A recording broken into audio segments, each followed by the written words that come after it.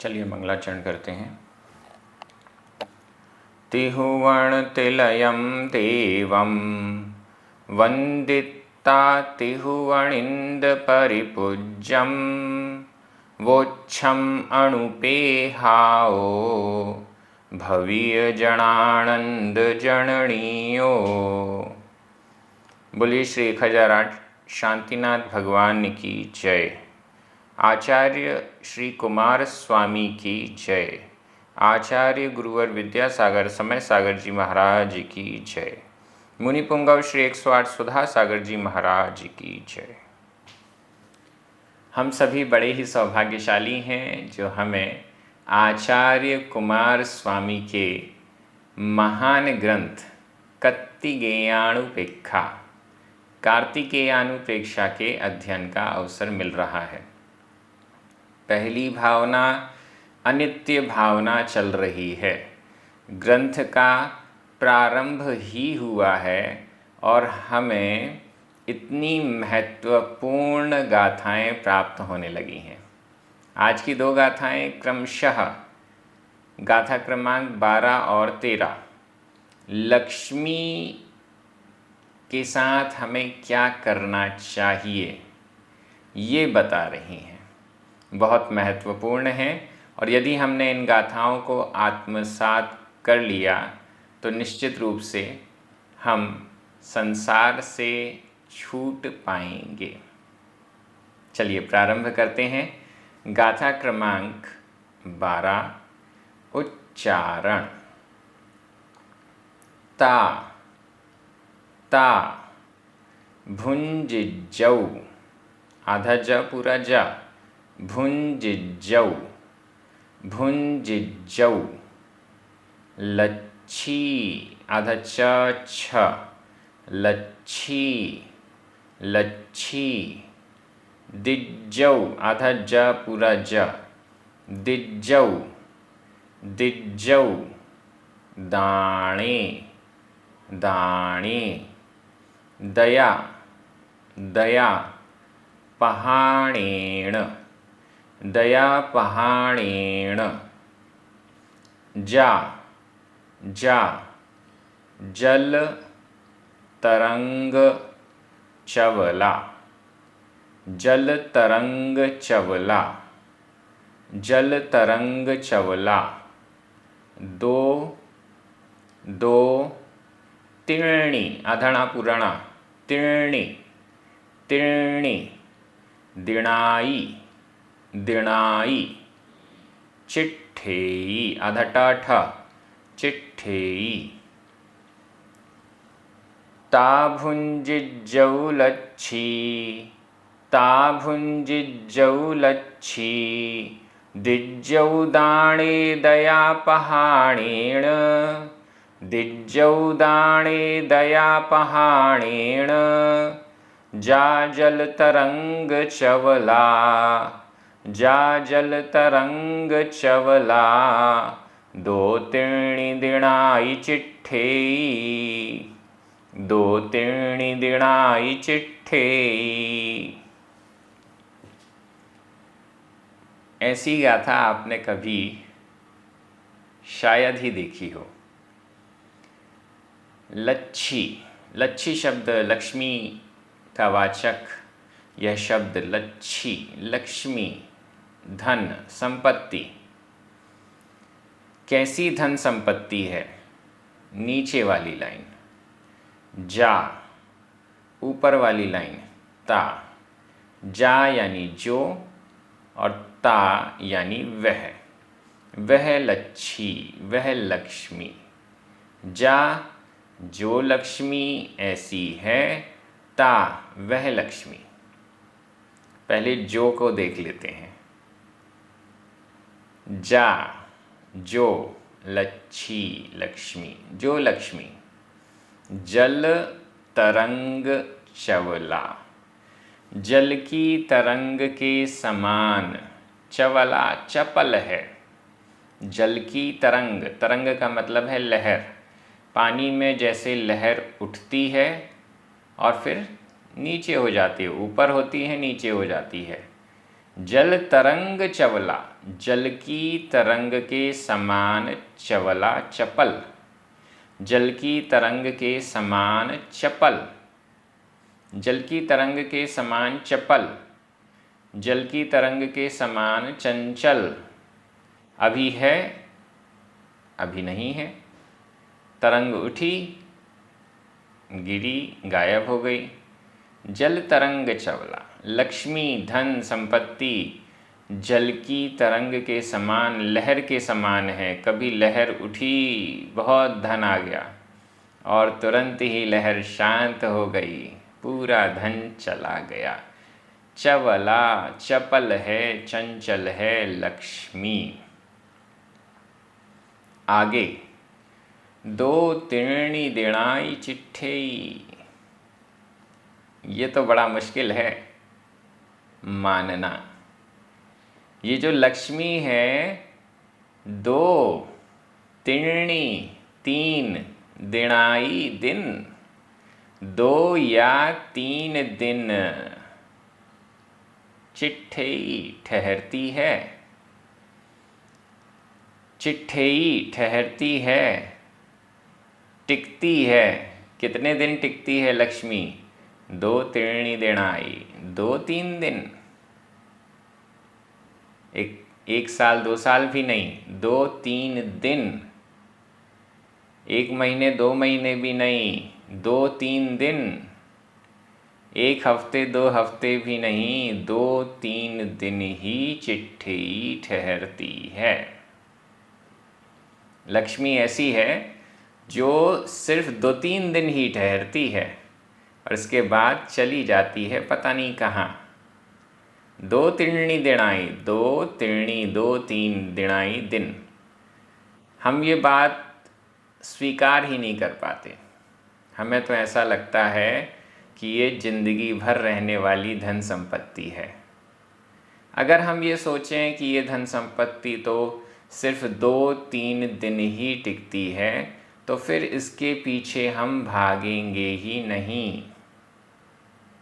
अगर हम ये समझ लें कि ये लक्ष्मी चंचल है, जल की तरंग के समान चपल है और 2-3 दिन ही ठहरती है, तो फिर हम धन के पीछे, लक्ष्मी के पीछे भागेंगे ही नहीं। अभी तो हम ये सोचकर भाग रहे हैं कि ये लक्ष्मी हमेशा टिकने वाली है। आज हमारे पास आएगी तो जीवन भर क्या, 7-7 पीढ़ियों तक साथ देने वाली है। ऐसा सोचकर हम लक्ष्मी के पीछे भाग रहे हैं, लेकिन असलियत तो ये है कि लक्ष्मी 2-3 दिन ही चिट्ठेई ठहरती है, बहुत कम समय ही ठहरती है, ठहरती ही नहीं है, आती है और चली जाती है। क्या करना चाहिए? अच्छा, 2-3 दिन तो ठहरती है ना, तो 2-3 दिन ठहरती है तो उसका कुछ किया जा सकता है, बिल्कुल किया जा सकता है। ऊपर वाली लाइन पर पहुँचिए। ता भुंज जौ लच्छी, ता लच्छी, वह लक्ष्मी, वह लक्ष्मी, वह धन जो जल की तरंग के समान चपल है, वह धन जो 2-3 दिन ही ठहरता है, वह धन, वह लक्ष्मी भुंज जौ, भोगी जावे, भुंज जौ, भोगी जावे, उसका उपयोग किया जाए। 2-3 दिन ठहरेगी, फटाफट जल्दी से जल्दी उसका भोग किया जाए, उसका उपयोग किया जाए। 2-3 दिन ठहरेगी। हम गृहस्थ हैं, गृहस्थों को अपनी पूरा जीवन निर्वाह के लिए लक्ष्मी का भोग करना जरूरी होता है। अपनी आवश्यकताओं की पूर्ति के लिए लक्ष्मी का, धन का भोग करना जरूरी होता है। इसलिए भुंज जौ, जब तक वो लक्ष्मी है तब तक भुंज जौ, भोगी जावे। और क्या किया जाए? दिज्जौ, दाणे, दाणे दिज्जौ, दाणे दान में, दिज्जौ दी जाए, उपयोग कर लिया जाए। अब तो मेरे काम की नहीं है, मुझे जितना भोजन करना था मेरे पास है, मुझे जितनी रहने के लिए आवश्यकता थी मेरे पास है, मुझे और भी जो जो आवश्यकताएं थीं वो सब पूरी हो चुकी हैं। अब इस धन का क्या किया जाए? दिज्जौ दाणे दाणे दिज्जौ दान में दिया जाए। या तो भुंजिज्जौ या तो भोगी जावे, और भोग नहीं सकते ज़्यादा, जितना हम भोग सकते हैं उतना ही भोग पाएंगे, जितना हम भोजन कर सकते हैं उतना ही भोजन कर पाएंगे, उससे ज़्यादा तो नहीं कर पाएंगे। जितना भोगा जा सकता है उतना भोगा जाए। इसके बाद दाणे दिज्जौ, दाणे दान में दिज्जौ दी जाए। दया पहाणेण, दया की प्रधानता से, दया की प्रधानता से, करुणा की प्रधानता से, अपने अंदर विनम्र भाव रख के, अपने अंदर संतोष का भाव रख कर दाणे दान में दिज्जौ दी जावे, दान में दी जावे। दो ही कार्य आचार्यों ने कहे हैं लक्ष्मी के साथ जो करना चाहिए। पहला है भुंजिज्जौ, भोगी जावे। दूसरा है दाणे दिज्जौ, दान में दी जावे। ये दो कार्य ही लक्ष्मी के साथ करने योग्य हैं। नहीं तो लक्ष्मी तो जल की तरंग के समान चपल है, 2-3 दिन ही टिकती है। 2-3 दिन ही जो टिक रहा है उसका जल्दी से जल्दी उपयोग, सदुपयोग कर लेना चाहिए। आज हमारे पास लक्ष्मी है, कल रहे ना भी रहे तो क्या करें? जितना हमें आवश्यक है उतना भोगों में लगाएं और शेष दान में दी जाए। या फिर इसको इस तरीके से कहें, जितना अधिक से अधिक हम दान में दे सकते हैं उतना दे दें, और जितना बच जाए वो भोगों में लगाएं। ये ज़्यादा बेटर रहेगा। दान में देने का ऑप्शन ज़्यादा बेटर है, और जो शेष रह जाएगी, जितनी ज़रूरी हमारे भोगों के लिए है वो हम भोगों में तो ऑटोमेटिक लगा ही देते हैं, उसके लिए बोलने वाली बात नहीं है। लेकिन फिर भी यहाँ पर आचार्य कुमार स्वामी जी ने पहले भोगी जावे यह शब्द लिखा है, क्योंकि लक्ष्मी अगर हम अपने उपयोग में नहीं ले रहे हैं तो वह लक्ष्मी हमारे किस काम की? आगे की गाथा इसको और स्पष्ट कर रही है। दो ही ऑप्शन हमारे पास हैं, भोगी जावे अथवा दान में दी जावे। दान का ऑप्शन बाद में इसलिए रखा जाता है क्योंकि इसमें स्व का उपकार के साथ में पर का उपकार ज़्यादा है। भोगी जावे इसमें पर का कुछ नहीं है, स्व का ही उपकार ज़्यादा है। उपकार कहें या जो भी कहें, स्व की दृष्टि भोगी जावे में भोग में ज़्यादा है, और दान में स्व और पर दोनों के कल्याण की दृष्टि है, इसलिए उसको पर ज़्यादा हो जाता है, इसलिए उसको बाद में कह दिया। लेकिन महत्वपूर्ण क्या है? जो स्व और पर दोनों का कल्याण करे वह महत्वपूर्ण है, और जो सिर्फ स्व पर दृष्टि दी जा रही है वो मजबूरी है। भोगना मजबूरी है, भोजन करना मजबूरी है, ऐसा समझें। दान देना मजबूरी नहीं है, दान देना हमारे लिए खुशी की बात है, हमारे लिए हर्ष का, प्रसन्नता का विषय है, ऐसा हम समझ सकते हैं। तो यहाँ गाथा तो एकदम क्लियर है, लक्ष्मी 2-3 दिन ही टिकती है, ये हमारे दिमाग में घूमना चाहिए निरंतर। हम यही चिंतन करें कि जो लक्ष्मी है वो ज़्यादा दिन टिक नहीं पाएगी, इसलिए देरी नहीं करें, उसका जो भोग हमें ज़रूरी है वो करें, और नहीं तो दान में विचार करें व्याकरण की दृष्टि से। ता, लच्छी, जा, जल तरंग चवला, ये सभी प्रथमा विभक्ति के एक वचन हैं। भुंजिज्जौ, और दिज्जौ, ये दोनों ही विधि एवं आज्ञा काल अन्य पुरुष एक वचन के क्रिया रूप हैं। दाणे सप्तमी विभक्ति का एक वचन है। दयापहाणेन तृतीया विभक्ति का एक वचन है। दो तीर्णी दिणाई प्रथमा विभक्ति का बहुवचन है। चिट्ठेयी वर्तमान काल अन्य पुरुष एक वचन का क्रिया रूप है।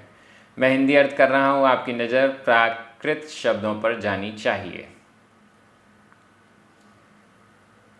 जो जल की तरंग के समान चपल और 2-3 दिन ठहरती है, वह लक्ष्मी भोगी जावे और दया की प्रधानता से दान में दी जावे। लक्ष्मी का यही उपयोग है। दया पहाणेन शब्द यहाँ बड़ा महत्वपूर्ण है। दान के समय हमें घमंड नहीं होना चाहिए। दान के समय हमारे अंदर दया के परिणाम होने चाहिए।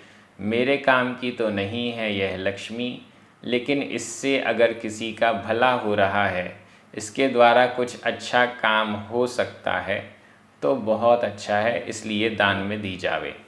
अब हम अगली गाथा में चलते हैं। यदि हम ऐसा नहीं करते हैं तो क्या होगा। गाथा क्रमांक 13 उच्चारण। जो पुण पुण लच्छिम आधा छ लच्छिम संचदि ण य भुंजदि णेय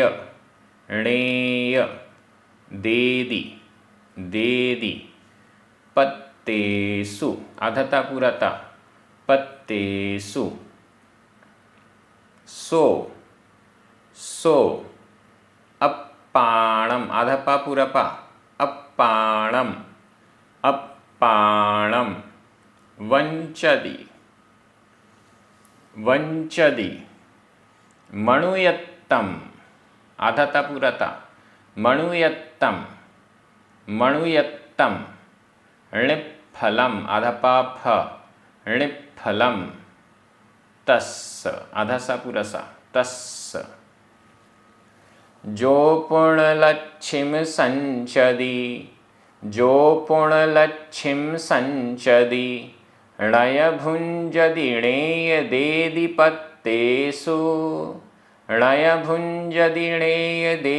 पत्तेषु सो अप्पाणं वंचदि मणुयत्तं णिफलं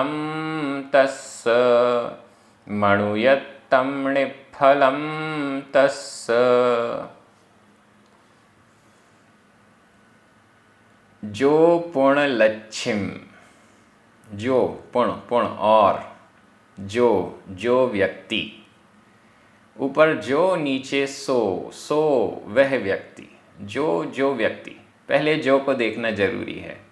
जो व्यक्ति लच्छिम लक्ष्मी को, जो व्यक्ति लक्ष्मी को, धन को संचय करता है। पिछली गाथा में संचय की कोई बात ही नहीं आई, संग्रह की कोई बात ही नहीं आई। दो ही बात आई, भुंजिज्जौ दिज्जौ, भोगी जाए या दी जाए दान में। संचय की क्या बात है। जो पुण पुनः और इसके अलावा जो लक्ष्मी को संचदि संचय करता है, संग्रह करता है, इकट्ठा करता है। णय भुंजदी, णा नहीं य और णा नहीं, भुंजदी भोगता नहीं है, ण भुंजदी भोगता नहीं है।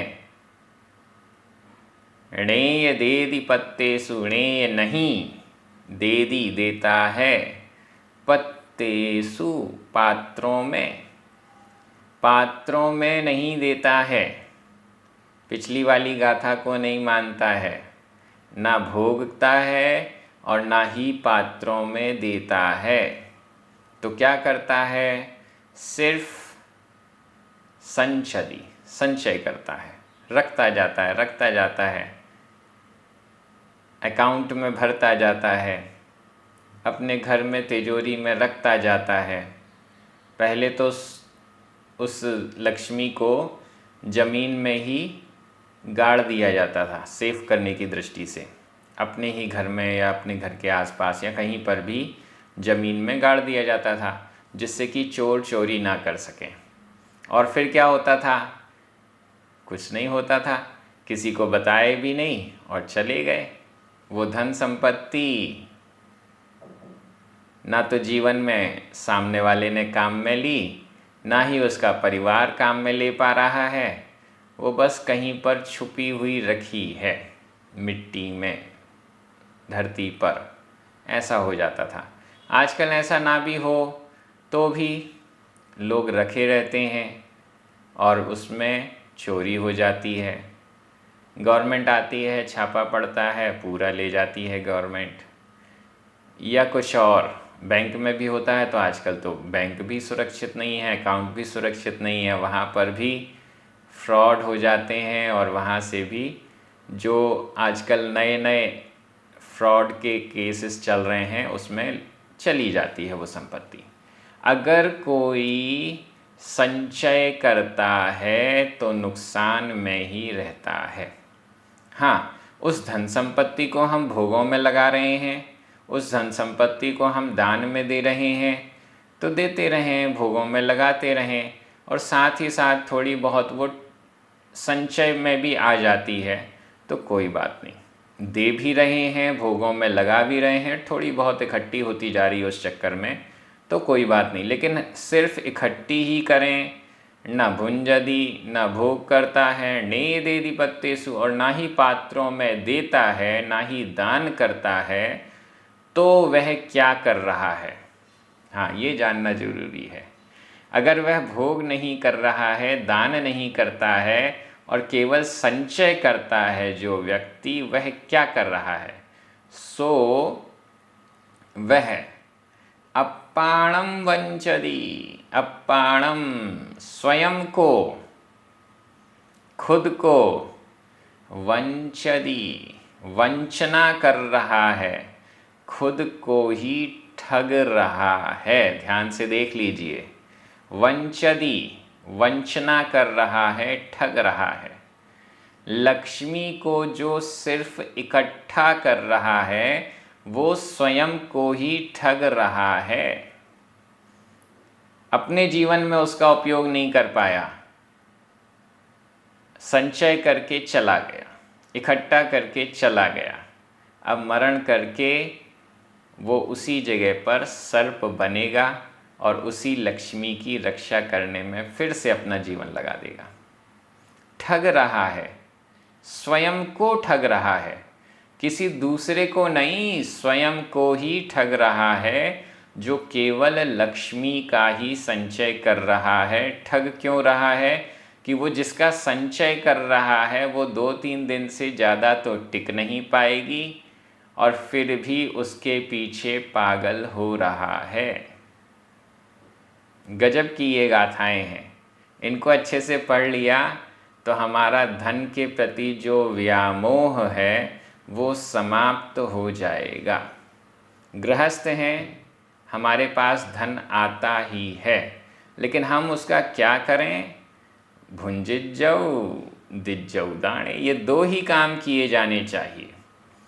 जितना भोगों में जरूरी है उतना भोग में लगाएं और शेष संपूर्ण धन हम धर्म कार्यों में, पात्रों में दान के लिए दे दें, दान में दे दें।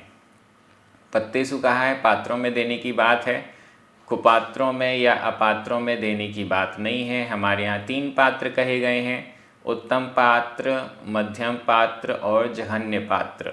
हमें ऐसे पात्र देखने चाहिए जो हमारी संपत्ति का सदुपयोग कर रहे हैं, जिससे हमारा पाप घटे और पुण्य बढ़े।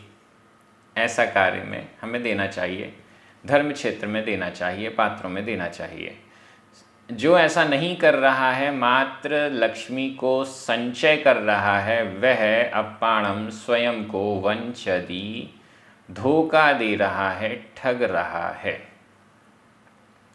मणुयत्तम मनुष्यपना, मणुयत्तम मनुष्यपना, णिफलम निष्फल, तस् उसका, तस् उसका, मणुयत्तम मनुष्यपना, णिफलम निष्फल है, उसका मनुष्यपना ही निष्फल है। जो धन का संचय मात्र कर रहा है, तस् उसका मणुयत्तम मनुष्यपना, णिफलम निष्फल है। यहाँ एकदम स्पष्ट शब्द लिखे हुए हैं। हम भी सिर्फ संचय कर रहे हैं, भोग में तो उतना ही आता है जितना हम भोग पाते हैं, उससे ज़्यादा हम भोग ही नहीं सकते। हम 1 मकान बना लेंगे, 2 बना लेंगे, 1 दुकान, 2 दुकान, जितना भोजन करना है उतना ही करेंगे। जितने वस्त्र पहनना है डबल तो नहीं पहन लेंगे, भोजन डबल तो नहीं कर लेंगे, 2 मकानों में एक साथ तो नहीं रह लेंगे कि अपने शरीर की विक्रिया करी, 1 मकान में यहाँ रह रहे, 1 में वहाँ रह रहे। कुछ भी हम नहीं कर पाएंगे। हम मात्र उतना ही भोग कर सकते हैं जितनी हमारी लिमिट है। दान भी हम बहुत लिमिट से भी कम दान कर रहे हैं। अगर हम परसेंटेज देखें, भोगों में जितना जा रहा है उससे भी बहुत कम दान दिया जा रहा है हमारे द्वारा। हम सिर्फ संचय कर रहे हैं। और अगर हम ऐसा कर रहे हैं तो यहाँ जो लिखा है सही लिखा है, हम स्वयं को ही ठग रहे हैं और हम अपने मनुष्यपने को निष्फल कर रहे हैं। जिस चीज़ से, जिसका सदुपयोग करके हम अपना कल्याण कर सकते हैं, उसका संचय करके हम अपने आप को ठग रहे हैं। ऐसा यहाँ पर हमें समझना चाहिए। बहुत अच्छी गाथा है, निरंतर चिंतन मनन करने योग्य है। भावनाएं हैं, बार बार चिंतन किए जाने चाहिए। भावनाओं का बार बार चिंतन किया जाना चाहिए। इन गाथाओं का बार बार मनन चिंतन जरूरी है। व्याकरण की दृष्टि से जो और सो, ये दोनों ही प्रथमा विभक्ति के एक वचन हैं। पुण, ण, य, णेय, ये सभी अव्यय हैं। लच्छिम, अप्पाणम, ये दोनों द्वितीया विभक्ति के एक वचन हैं। संचदि, भुंजदि, देदि, वंचदि, ये सभी वर्तमान काल अन्य पुरुष एक वचन के क्रिया रूप हैं। पत्तेसु सप्तमी विभक्ति का बहुवचन है। मणुयत्तम, णिफलम, ये दोनों ही प्रथमा विभक्ति के एक वचन हैं। तस् षष्ठी विभक्ति का एक वचन है। मैं हिंदी अर्थ कर रहा हूँ, आपकी नज़र प्राकृत शब्दों पर जानी चाहिए। जो व्यक्ति लक्ष्मी का संचय करता है, न भोगता है और न ही पात्रों में देता है, वह स्वयं को धोखा देता है। उसका मनुष्यपना निष्फल है। बहुत अच्छी गाथाएं हमें प्राप्त हुई। आगे भी इसी प्रकार की एक से एक अच्छी अच्छी गाथाएं हमें मिलने वाली हैं। ऐसी गाथाएं जिनका निरंतर चिंतन करने से हमारे जीवन में अवश्य ही आनंद की उत्पत्ति होगी, ऐसा मंगलाचरण में पहले ही कहा जा चुका है और हम अनुभव भी कर रहे होंगे। यह क्रम इसी प्रकार से जारी रहेगा। अपने मित्रों को, परिचितों को इस स्वाध्याय से जोड़िए। चैनल को जरूर सब्सक्राइब कीजिए। 9 बार ड़मोकार मंत्र जिनवाणी स्तुति के साथ। सभी को जय जिनेंद्र।